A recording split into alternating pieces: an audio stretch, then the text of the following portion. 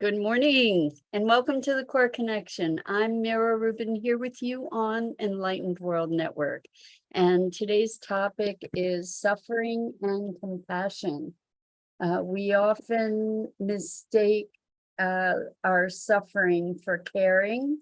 And so we're going to have a look today at the relationship of suffering with caring. Good morning, Rosalind. So good to have you here with us this morning. Welcome, and welcome to everybody else who's joining us.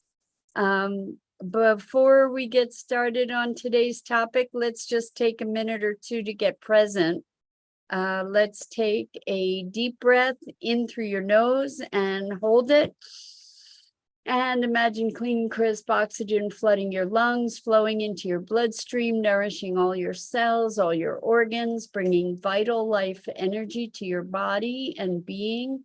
And as you exhale any tension, stress, negativity, fatigue. And now let's take another deep breath in through your nose and hold it. This time, imagine brilliant, bright light lighting you up from the inside out, illuminating, electrifying, and energizing all your cells, all your molecules, all your electrons, creating a brilliant beam of light from your heart out into the world.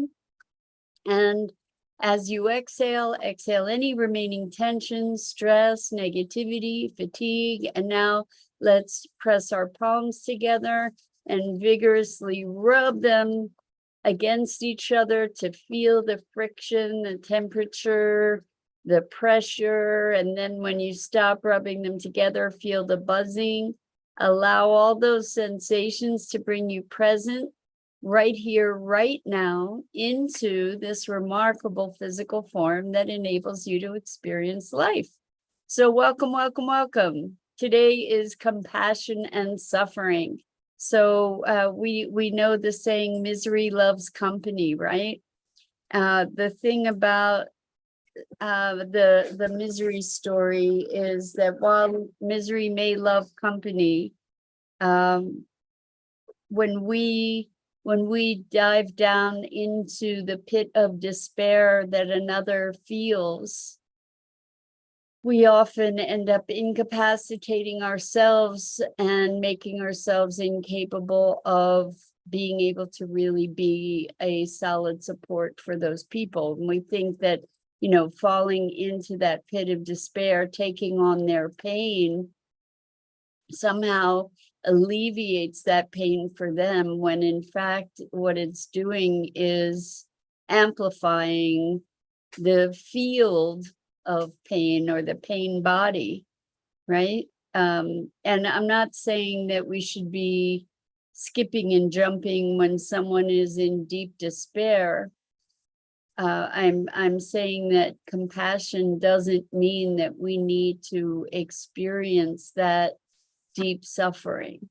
We can be present to someone and their experience without taking it on as our own. Good morning, Lisa. Welcome. We're talking about suffering and compassion, or compassion and suffering, and how they're not synonymous, that we can have a deep compassion for someone else's experience and still remain in our center, and not take on and carry that pain. We can most likely, if we are not deeply immersed and overcome by the pain of another, then we are in a better position to be able to be truly present for them, to be able to support them in a way that is truly life affirming. And we talk about, I feel your pain. And the truth is, when we're,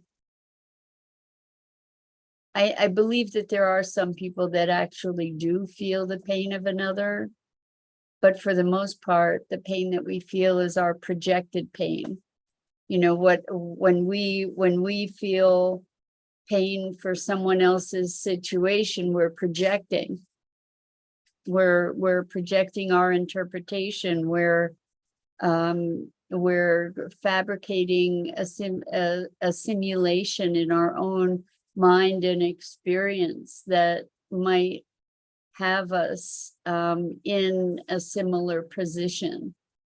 And so Lisa says, I'm an empath and I had to learn to ground, center, and protect. Before I did, I carried everyone's energy.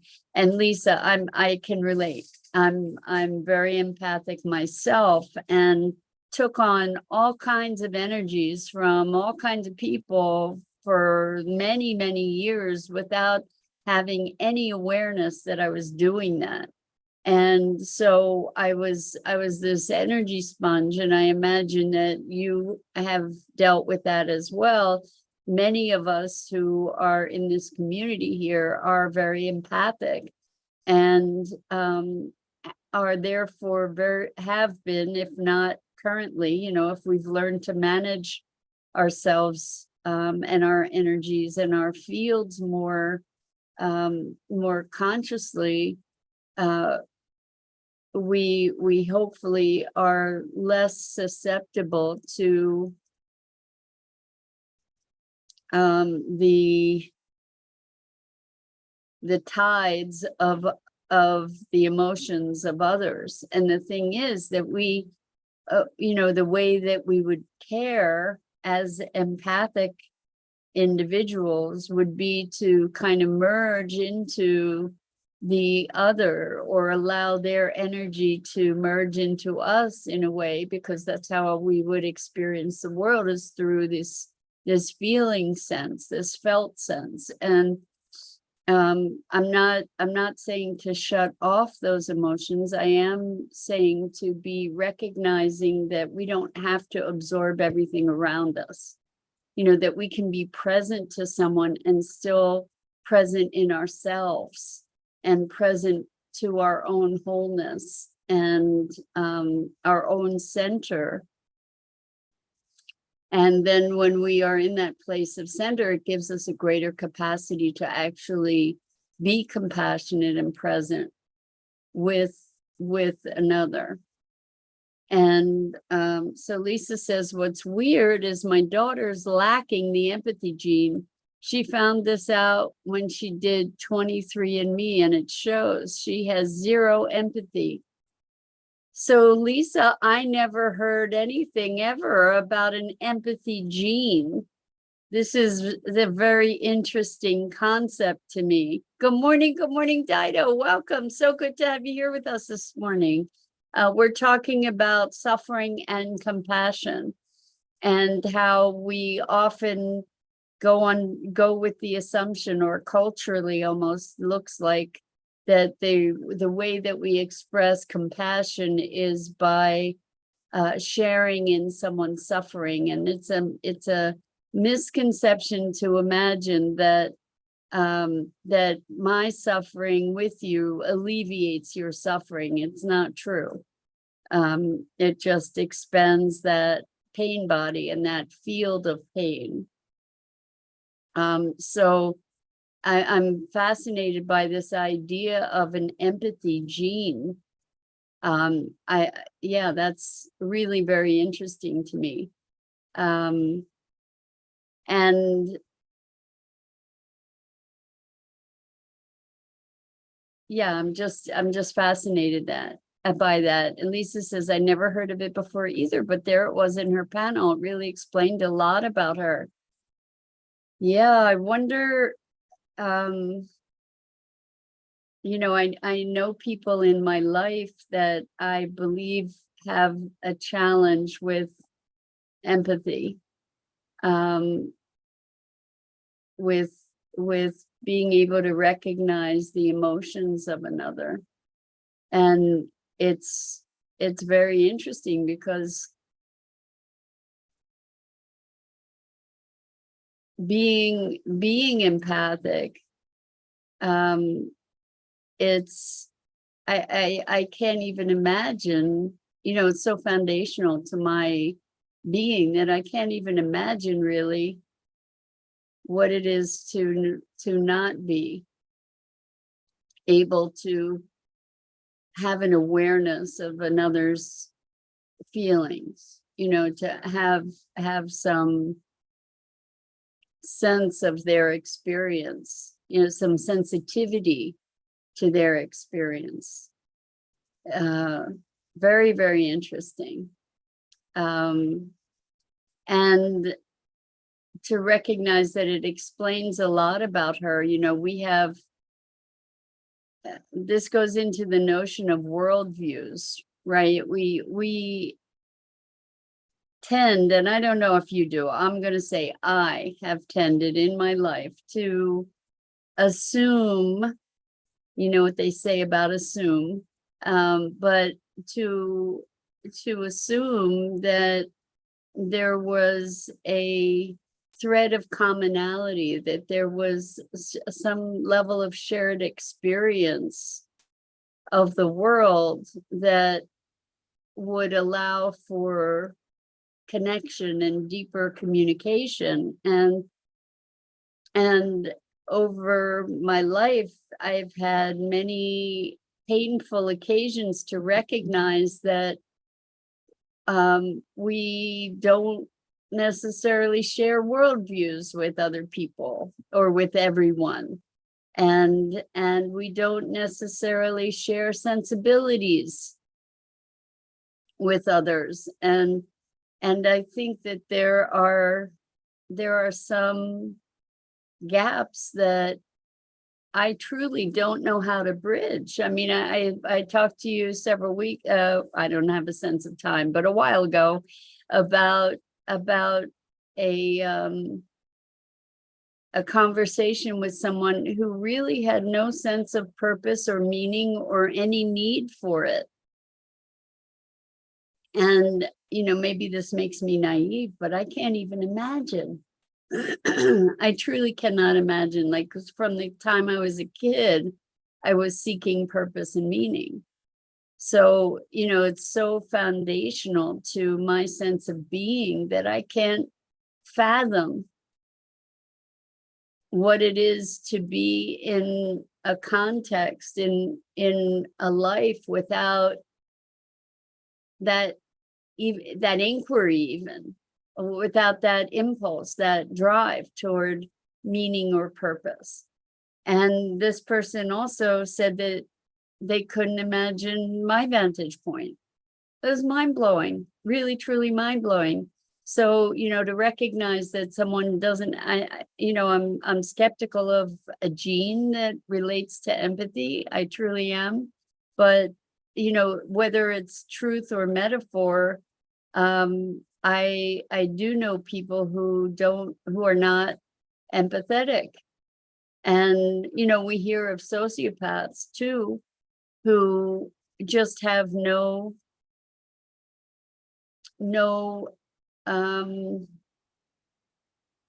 ability to connect emotionally with others. So Lisa says, I've got to go. We're going to the beach. Yay, Lisa, enjoy the beach. Congratulations. Wonderful for you. Enjoy, enjoy. That's amazing. So, yeah, suffering and compassion. There's a difference between weeping with someone and offering a shoulder for someone to cry on, I think.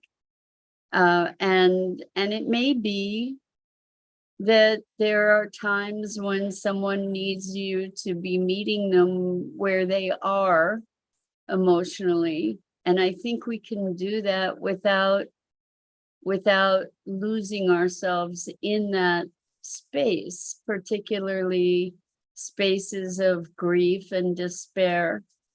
I believe I've shared with you guys that I spent a lot of years with suicidal ideation, and there was a point where I was very, very present to the choice of whether to commit suicide or not. And I was deeply in despair and depression. And I remember there was one person that I had thought was a friend at the time who told me I should just stop it, just stop it. Stop being depressed. And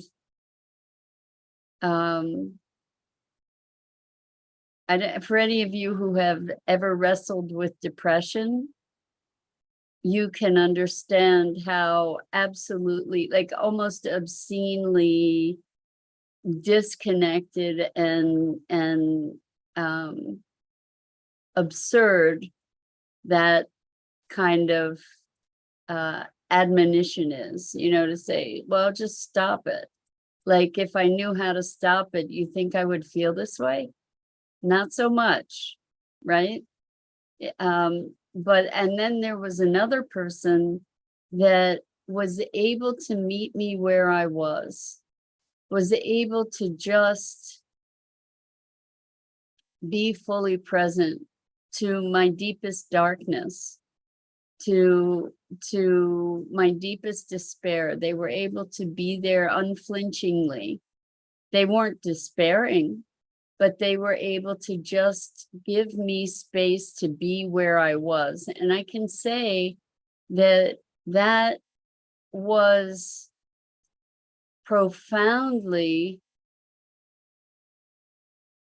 compassionate. It was, they weren't diving into my despair with me, but they were allowing me the space. It was so powerful for me. It was the most powerful interaction that I remember during that very bleak, very, very dark time of my life. It was the most powerful, the most transformative experience. This person wasn't trying to change me. They weren't trying to make me feel something different. They weren't trying to make me see something different. They were just there and present for the experience I was going through. And I think that so many of the folks in this community are healer people, teacher people, transformation people.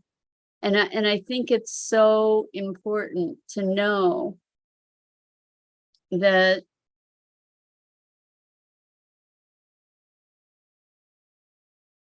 we're not helping.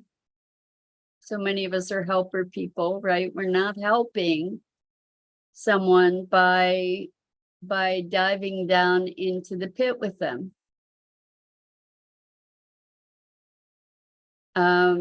Maybe reaching a hand to them. That's a whole different story, being present with them, but not taking on the energy of that despair. So I know so many people who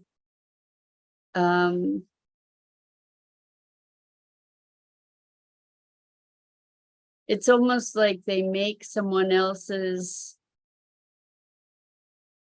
tragedy their own. And then it's about them. Like, I'm suffering so much because so-and-so is going through so much. Like, somehow my suffering for them is going to help them.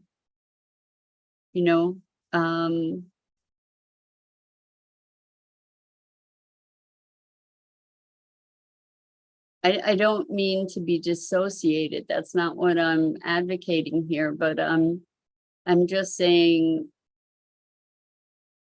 and I've seen people who elevate their self-importance through suffering in the name of others. And it becomes a story about them rather than a compassion for another. I'm sure you've known people that do this. And it's as if there is we get brownie points for suffering.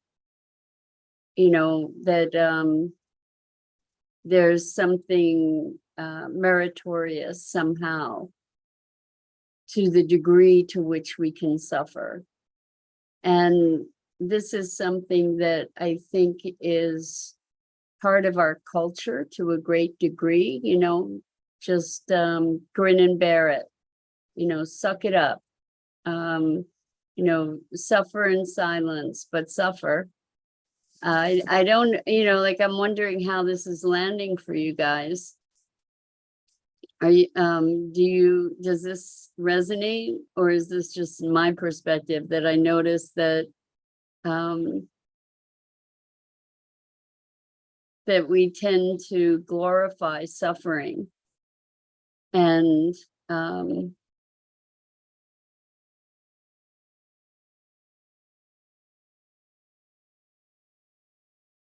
the notion that misery loves company, I think gets to get rewritten to misery loves compassion, you know, or misery calls for compassion and clarity and presence.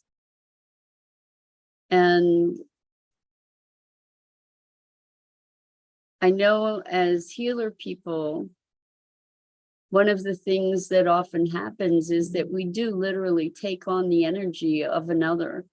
And in the healing process, you know, there's an energy transfer, and sometimes that person gets better and the healer takes on whatever it was, you know, it's like I'll process it through me. And that it's not necessary. That's not how the healing has to work. That happens when we believe that we're the healer rather than the vehicle for the energy that is the healing. And that's a huge distinction. You know, it's kind of another version of the merit to suffering. Like, let me take your suffering from you and I will bear it. It's like, no. That's not an elevated place to come from. It's not the way it needs to be. You know, as we allow ourselves to be a channel for energy, for life, then we don't have to take on all this stuff. It's not about us. It's about being a clear vehicle for the energy of life. So Rosalind says, how to discern validating versus surrendering. So interesting. Validating another's experience, recognizing, being present to it, versus surrendering. And I'm curious about your use of the word surrendering. You know, what because there's so many different ways to interpret the word. You know, surrender can be giving up, giving in. Surrendering can be letting go. So I'm not quite sure what the implication is from what you're speaking there, Rosalind, but to be able, you know what, it just keeps coming down to presence. We talk about that all the time, like presence is where it's at. The more present we're able to be, the more the energy of life flows through us clearly and cleanly, the more appropriate our actions and interactions become. Yeah. So I guess ultimately that we're called to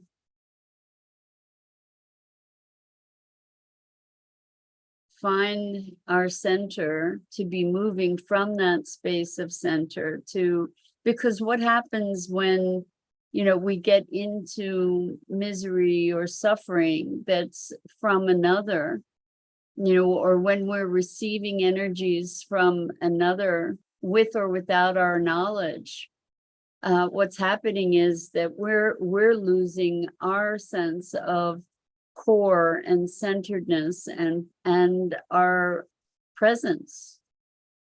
We're not being the clear channel for life energy that we have the capacity to be.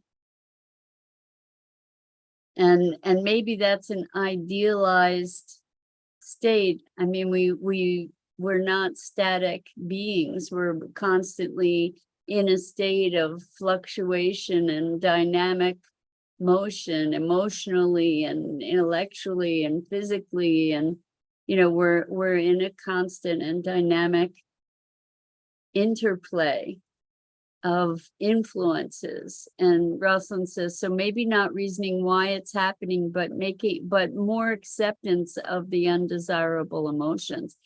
Okay, I love that, because you're talking about undesirable emotions, and we tend to judge the way we feel. And then when we judge the way we feel, we tend to censor the way we feel, and we tend to try and protect ourselves from the feelings, defend ourselves, or sequester those feelings. And as a result, we make them perpetuate, and then they can be following us through our entire lives. So I think when we are able to be present to the emotions, accept the emotions, we don't then need to perpetuate them. And that's an art. That's a balancing act, because when we accept the feelings, sometimes we want to hold on to those feelings. It's like, I'm feeling sad, or I am depressed, rather than I'm feeling this way. This is where the feeling is in my body. This is what it feels like. We start making stories to justify the feelings, and then they perpetuate, and then it expands and it gets bigger and bigger and bigger, rather than feeling the feelings when we feel them and allowing them to move and change, as they will do when we are allowing ourselves to be present. Anyway, fun conversation as always. Thank you, thank you, thank you. Compassion and suffering. Let's make the distinction.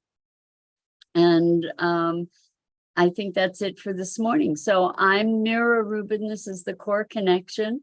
And I go live here each weekday morning on the Enlightened World Network YouTube channel and Facebook page at 9 a.m. Eastern. And I invite you to check out all the other amazing programming on the Enlightened World Network Facebook page and YouTube channel, Enlightened World Living and EWN One with the Earth. And until next time, so much gratitude and appreciation and love to you. I hope to see you again here